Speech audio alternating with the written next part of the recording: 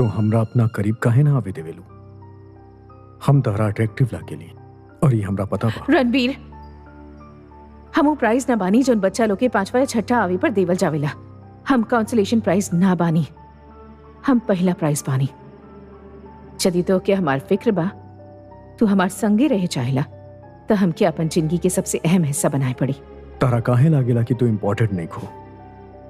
कार में तू ही खाली एगो तन्हा रात बिताए की बात कैला रहला ना। तन्हा जिंदगी बिताए खातिर बोले रहता, तब बात कुछ और होगत।